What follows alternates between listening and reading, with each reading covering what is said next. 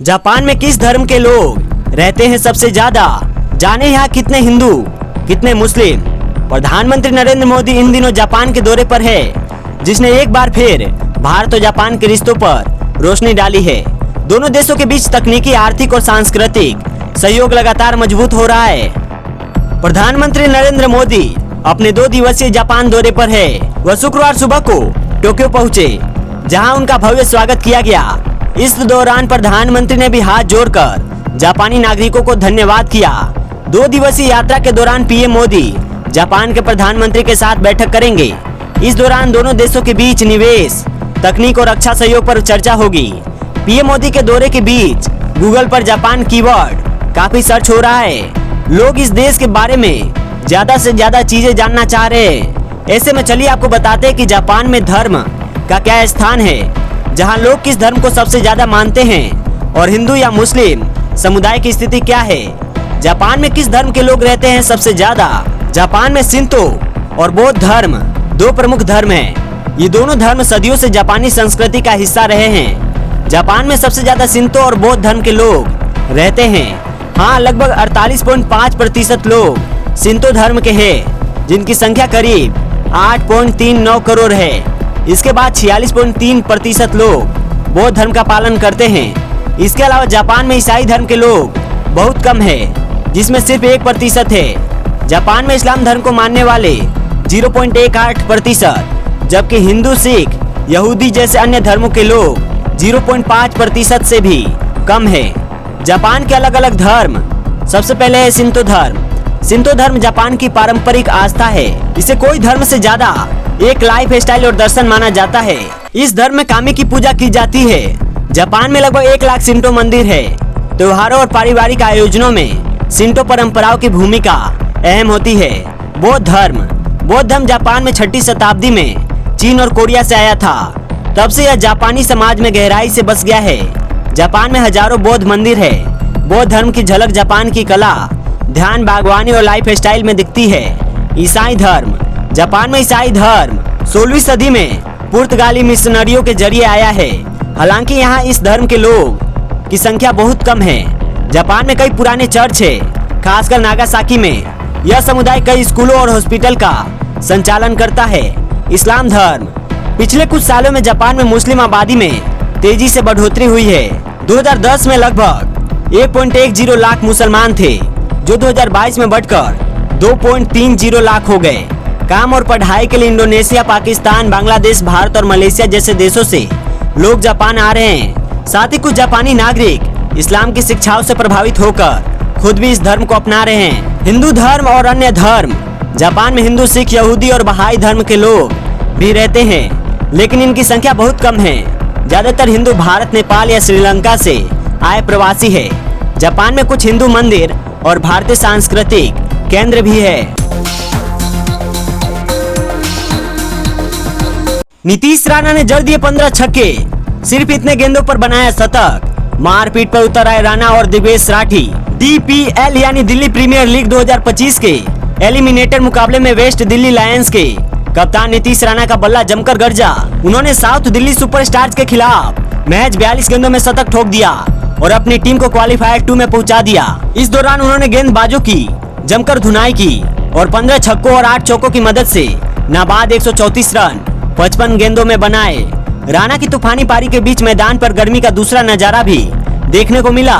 उनका south Delhi superstar spinner Digvesh Rathi से झगड़ा हो गया, जो धीरे धीरे मारपीट की नौबत तक पहुंच गया। यह वीडियो अब सोशल मीडिया पर तेजी से वायरल हो रहा है। अरुण जेटली स्टेडियम में खेले गए इस मुकाबले में साउथ दिल्ली सुपरस्टार्स ने टॉस जीतकर पहले बैटिंग चुनी।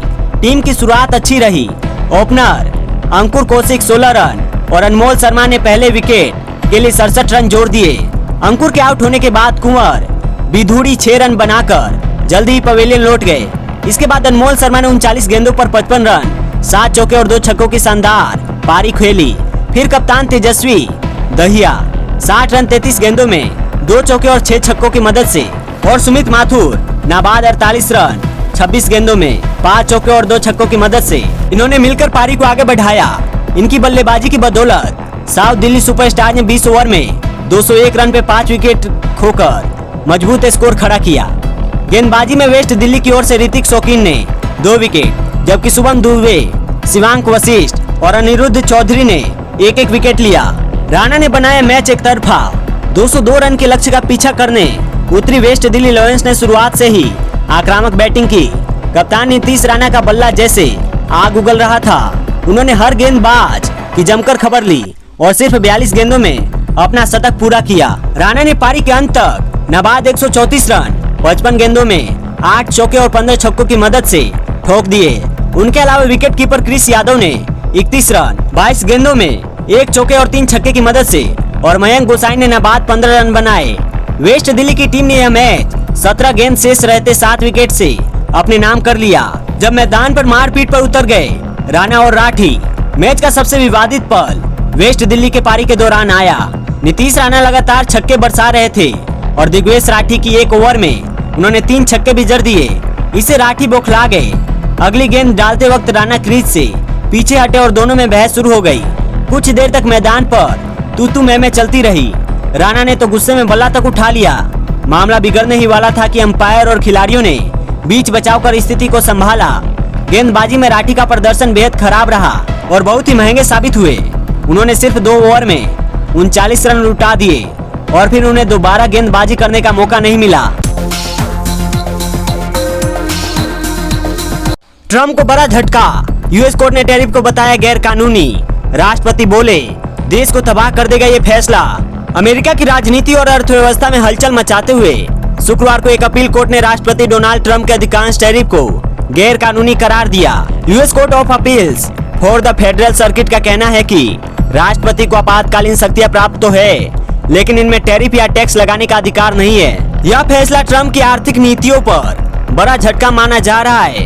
एपी के रिपोर्ट के मुताबिक कोर्ट ने टैरिफ को 14 अक्टूबर तक यथावत यानी जैसे को तैसा रखने की अनुमति भी दे दी, जिससे कि ट्रंप प्रशासन को मामला सुप्रीम कोर्ट में ले जाने का अवसर मिल गया है। उधर राष्ट्रपति ट्रंप ने अदालत के आदेश को सिरे से खारिज कर दिया और कहा कि सभी टैरिफ आगे भी लागू रहेंगे। उन्होंने कोर्ट के इस फैसले को गलत और पक्षपाती बताया और कहा कि अगर इसे ऐसे ही रहने दिया तो ये फैसला अमेरिका को तबाह कर देगा। हम सुप्रीम कोर्ट की मदद से टैरिफ का इस्तेमाल अपने राष्ट्र के हित में करेंगे। ट्रंप ने सोशल मीडिया मंच ट्रूथ सोशल पर लिखा, सभी टैरिफ अभी भी लागू है। आज एक बेहद पक्षपातपूर्ण अपील अदालत ने गलत तरीके से कहा कि हमारे टैरिफ हटा दिए जाने चाहिए, लेकिन वे जानते हैं कि अंत में जीत अमेरिका की ही होगी। अगर ये टैरिफ कभी हट भी गए तो यह देश के लिए एक बड़ी आपदा होगी। ट्रंप ने अपने बयान में व्यापार घाटे और विदेशी देशों द्वारा लगाए गए अनुचित शुल्कों का मुद्दा भी उठाया।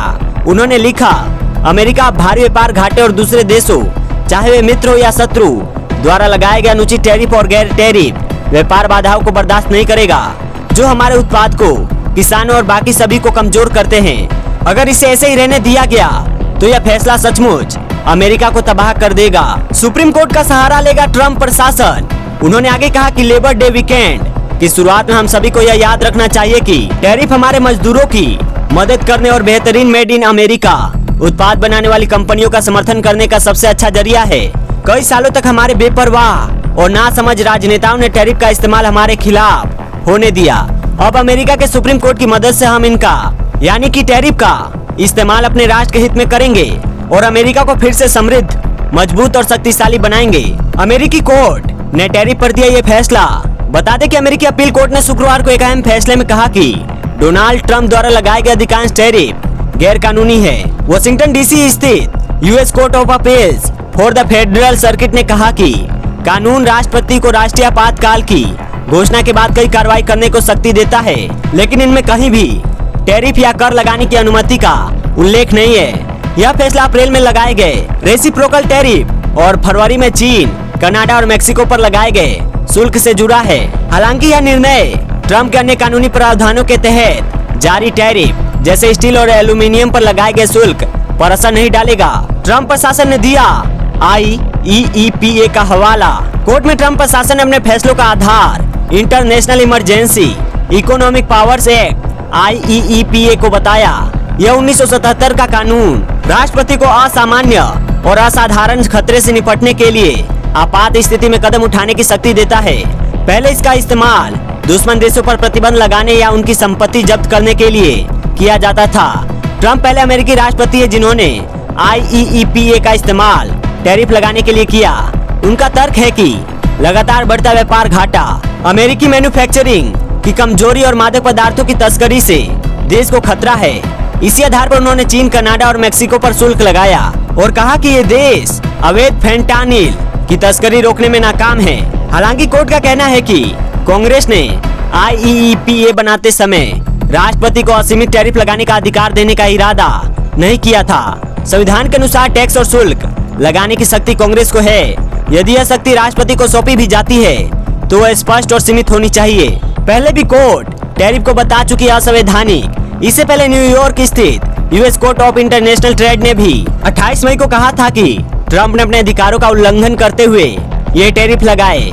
इस दिन न्यायाधीशीय पैनल में एक न्यायाधीश भी शामिल थे जिन्हें ट्रंप ने ही नियुक्त किया था। इसी तरह वाशिंगटन की एक अन्य अदालत ने भी IEEPA के तहत टैरिफ लगाने को असंवैधानिक बताया था।